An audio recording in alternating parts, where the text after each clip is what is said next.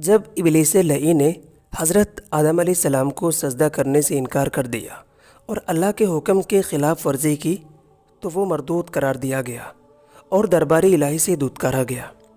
اس کے بعد ابلیس لعین نے اللہ تعالیٰ سے یہ چیلنج کیا کہ قیامت تک آنے والی تمام نسل انسانی کو احکام خداوندی سے گمراہ کرتا رہے گا اور تمام انسانیت کو اطاعت خداوندی سے ہٹا کر کفر و شرک میں مبتلا کرے گا۔ لیکن اللہ تعالیٰ نے اولاد آدم کو گمراہی سے بچانے اور صراط مستقیم پر گامزن رکھنے کے لیے مسلسل انبیاء کرام کو مبعوث فرمایا اور ہر دور میں نبیوں کو بھیج کر اولاد آدم کو راہ حق اور صراط مستقیم پر لاتا رہا۔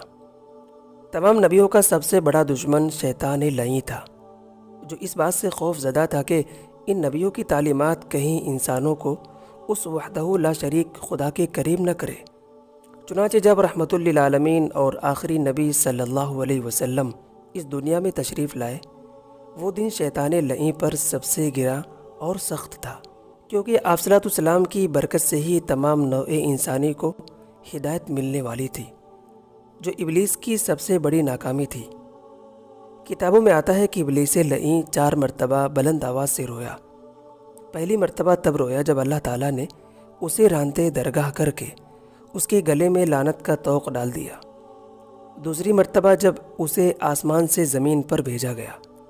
تیسری مرتبہ جب آپ صلی اللہ علیہ وسلم کی ولادت باسعادت ہوئی، اور چوتھی مرتبہ جب سورہ فاتحہ نازل ہوئی۔ ابن ابی حاتم اپنی تفسیر میں حضرت اکرمہ رضی اللہ تعالیٰ عنہ سے روایت نقل کرتے ہیں کہ جب آپ صلی اللہ علیہ وسلم کی ولادت ہوئی تو تمام روئے زمین نور سے منور ہو گئی۔ اس وقت ابلیس لعین نے کہا تھا کہ آج ایک ایسا بچہ پیدا ہوا جو ہمارا معاملہ خراب کر دے گا۔ تو اس کے ایک سپاہی نے کہا کہ جاؤ اور اس کے عقل میں ایک خامی پیدا کر دو۔ اس کے بعد ابلیس لعین آیا، مگر جب آپ صلی اللہ علیہ وسلم کے قریب ہوا تو حضرت جبرائیل علیہ السلام نے اسے لات مار کر بھگا دیا۔ حضرت ابن عباس رضی اللہ تعالیٰ عنہما روایت نقل کرتے ہیں کہ شیطانوں کو آسمانوں میں روکا ٹوکا نہیں جاتا تھا، وہ بلا روک ٹوک آتے جاتے تھے۔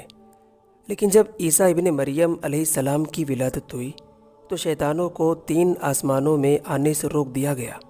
لیکن جب آپ صلی اللہ علیہ وسلم کی ولادت ہوئی تو شیطانوں کا آسمانوں میں آنا جانا پوری طرح سے بند ہو گیا۔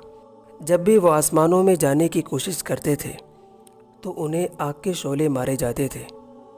چنانچہ جس رات آپ صلی اللہ علیہ وسلم کی ولادت ہوئی تو اللہ تعالیٰ کی طرف سے آسمان دنیا میں خاص حفاظتی اقدامات تھے، اور ابلیس لعین کے لیے وہ رات ذلت بھری اور نہایت ہی سخت تھی۔